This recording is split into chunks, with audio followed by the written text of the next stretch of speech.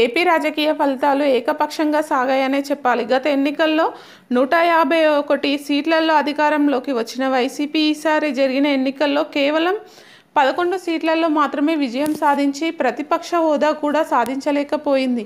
TDP, Janasena, BJP 164 సీట్లలో విజయం సాధించి అధికారంలోకి వచ్చింది. ప్రభుత్వ వ్యతిరేకత, ప్రజా ఆగ్రహంతో వైసీపీ కంచుకోటలు కూడా బద్దలయ్యాయి. రాయలసీమ జిల్లాలో సైతం వైసీపీకి గట్టి ఎదురుదెబ్బే తగిలింది.